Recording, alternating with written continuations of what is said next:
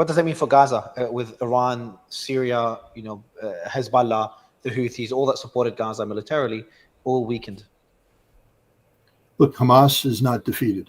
Gaza's been eradicated, destroyed. I mean, what's happening there is horrific. Whether you put labels on it or not, we have to acknowledge that the price paid by the civilians in Gaza by this conflict is mind-boggling, horrible. But it hasn't resulted in the defeat of Hamas. Hamas continues to resist. Israeli forces continue to be attrited. And so at the end of the day, it's irrelevant where Iran is on this map. What's relevant is that Hamas continues to survive and resist, and Israel has to date been unable to come up with the solution to the Hamas problem. Matt, we're moving to Gaza. Obviously, I'd like you to comment on the first point and any points that Scott has made. But also, what do you think is the future for Gaza? Israel has just announced not long ago that they plan to enter Gaza City by mid-September. Their claim is to dismantle Hamas's remaining brigades. There's 2 of them apparently, and 1 is in Gaza City. Correct me if I'm wrong. And they want to secure the release of the 50 remaining hostages. Your stance on this, Matt? Yeah, of course. Just real quick correction in my eyes anyways on something that Scott had said about how the Houthis are establishing new connections with al-Shabaab down over inside of Somalia. I believe it was January of 24 when the 2 U.S. Navy SEALs had fallen overboard on the weapons interdiction that were being smuggled up over into Yemen.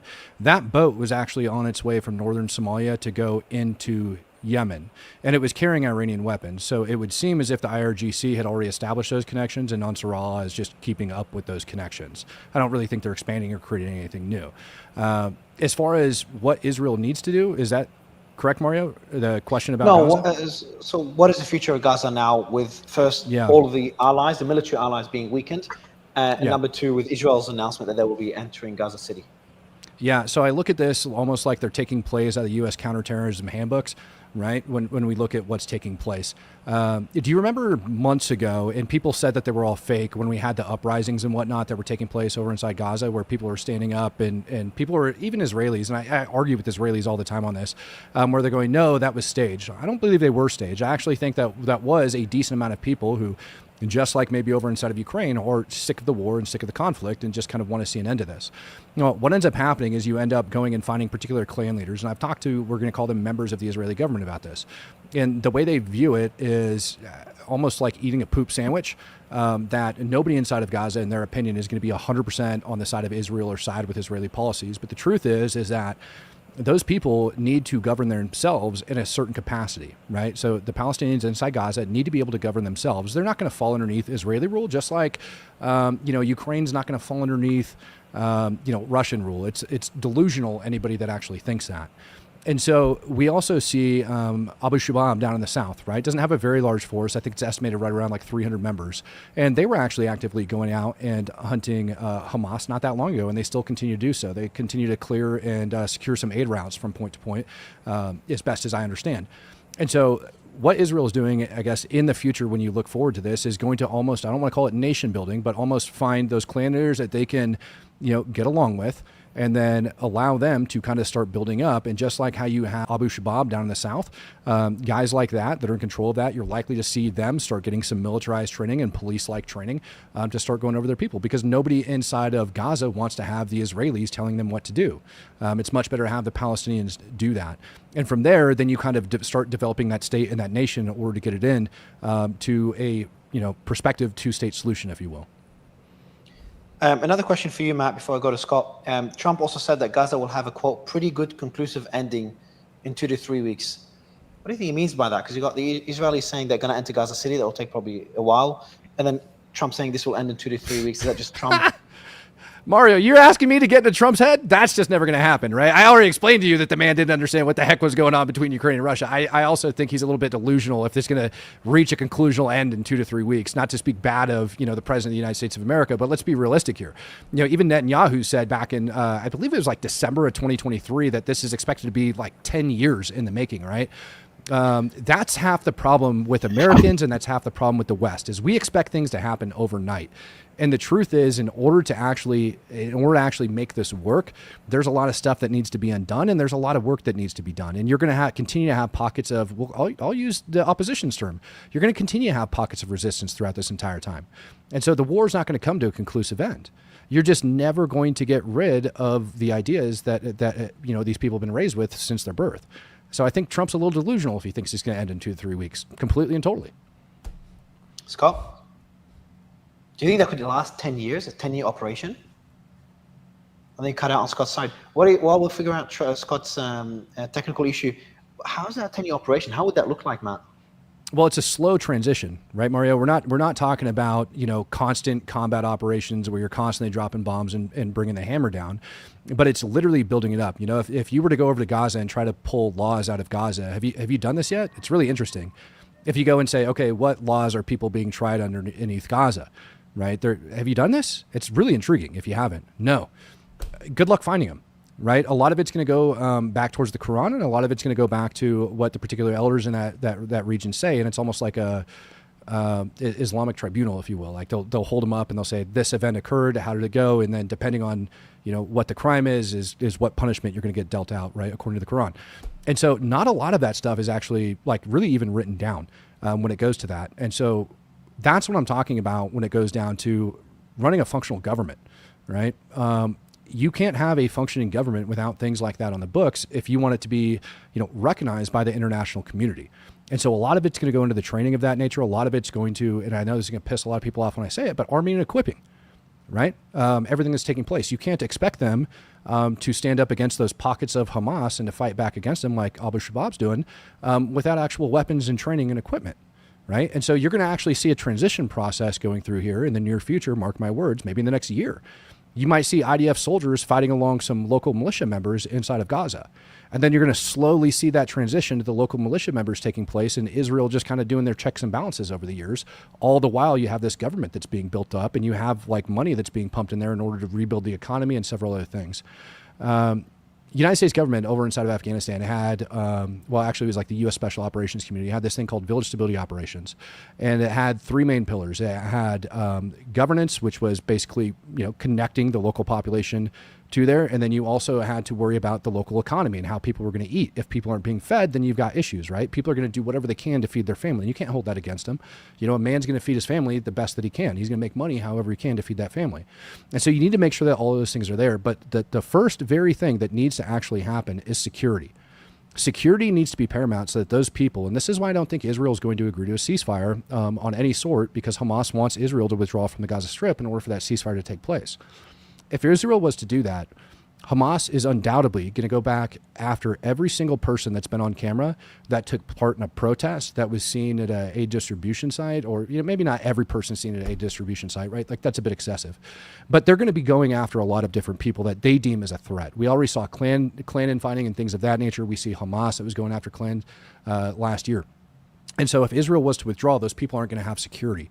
And that's going to cause those people to lose faith within the Israeli government that they're actually going to carry through and actually going to be able to transfer authority over in that manner.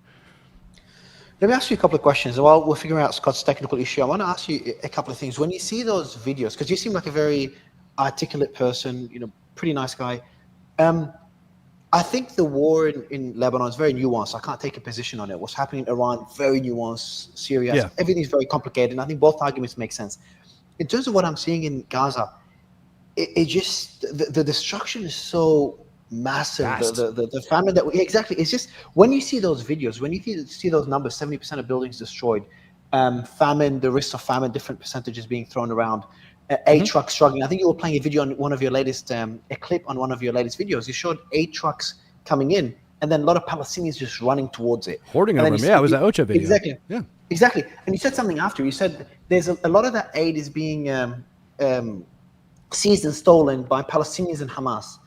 But it's hard to know, I look at it, I'm like, these people are just people that are starving, desperate to survive, trying to get that food. I want to get your thoughts on 2 things. First, genuinely, as Matt Tardio, when you see that destruction, what goes through your mind? Is it like, it's horrible, it's all of Hamas's fault, or no, Hamas fucked up, Israel's going too far? Where do you stand on this? And then I want to ask you about that aid truck as well. Yeah, so I take that and I try to put things in context first, right? Like proper framework, because it's very easy to look at things like through a computer screen or here in a conversation, and for me to say that Israel had gone too far, right? Like that's a very easy assumption, a very easy statement to take when you look at the destruction that's taking place across Gaza. When I take it and I put it into something relatable for, let's say, like U.S. viewers that are over here watching this, or even a place that a lot of people know. Most people know, like the city of Las Vegas.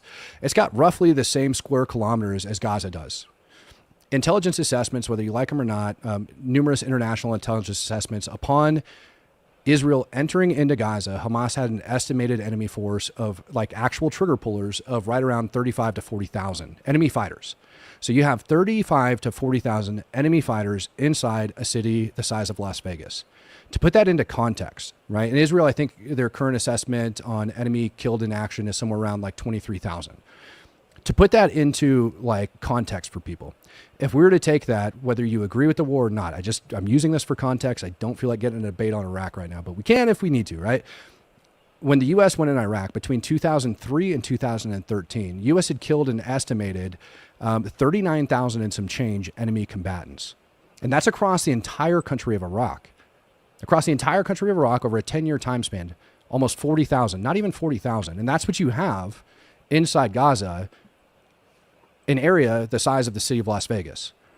I also take it and I look at things and I go, okay, I mean, the water, for example, that's taking place over inside Gaza. It's undoubtable. I think it's undeniable at this point that Hamas has hundreds of miles worth of tunnel systems. West Point ended up doing a study. I'm trying to remember the year off the top of my head. I don't remember. They estimated those tunnels to be cost right around $1 billion to build all of those tunnel systems. I've had independent engineers take a look at it and they go, yeah, about $1 million per mile worth of tunnel. All right, so you have 1.62 kilometers per mile, and for whoever's listening, right? So we look at that and we say, could that have gone to somewhere else? Yeah, absolutely. I also look at studies because, again, it's so, like you said, it's so nuanced and the devil's always in the details. You know, I also look at things and I go, okay, well, we can look at the study that was done in March of 2024 from the Palestinian Center for Policy and Survey Research Development, where they went into Gaza and they went into the West Bank and they surveyed Palestinians on whether or not they thought 87% of the people that had saw the videos from October 7th that were surveyed, and I think it was 1,570 if my memory is correct, 87% of the people that saw those videos didn't think that atrocities had been committed. But I also know, looking at it from a reasonable standpoint, as somebody that's actually lived with people, right, liberated ISIS-controlled territory, lived with those people and understood the things that they would go through in order to make that happen. And I'm not saying that Hamas is ISIS. I'm not trying to make that comparison. I'm just giving you an idea of my experience on this matter for living with people, right, living by their side, eating their food, like sleeping like under roofs, their roofs, right, under invite.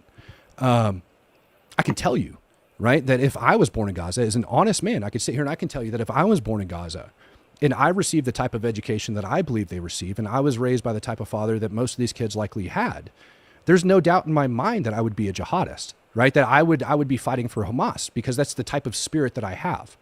But I can also look at that from an honest assessment with all of the information and knowledge that I have right now and say, I pray to God somebody would kill me before I did something like they did on October 7th, because nobody deserves that. I don't care what side you're on. Nobody deserves that. And then I also look a little bit, I mean, Mario, I can keep going, man. I mean, it's so nuanced, you know? It is, and I think it'll make for a whole other discussion. Scott, I know we've just reached time, but I want to get your thoughts on, I didn't know whether you're going to come back or not when it glitched out for you. And I asked a question for Matt, because what I said to him is when I look at what's happening in Iran, what's happening in Syria, Lebanon, Yemen, it's very nuanced. Ukraine, Russia, it's very nuanced for me. It's like, both sides make good arguments. I'm trying to find the middle ground. A lot of it depends on the numbers, and there's all these different sources that mention different numbers. But when it comes to Gaza, it's difficult for me to really condone what's happening there. I think it's just gone too far. In the early days, I understand October 7th, horrific event. Israel had the right to defend itself, but then for how long and how far can they go? So that's the stance that I've taken. It's a bit harder for me to be nuanced on that position. And I wanted to get Matt's thoughts on it. So I want to get your final thoughts on Gaza. And I know we will not get into that debate. We don't have the time for that. And one argument that Matt made is that when you look at the ratio, and let me know if I say it correctly, Matt, the ratio of combatants killed in the war by Israel versus the civilians is a 1-to-1 ratio. I think Israel said that based on their numbers. But if you look at other sources, the SCNR said it's 13-to-1. There's an independent analysis done by the armed AOAV. No idea who they are. Their number is about 4 or 5-to-1. You've got a leaked document, leaked Israeli intelligence document that put it at closer to, I think it was 5-1 in that document. In Iraq, I think it was, in Vietnam, it was 2-1. In Iraq, it was about 2 or 3-1. So again, It was almost it depends like 3.5 or 4-1 in Iraq.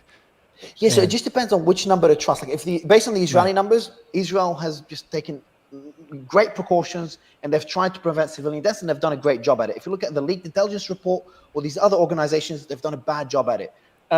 So that's why it's just very difficult for me to have an opinion on it. But Scott, Matt has, did a great job of articulating his position.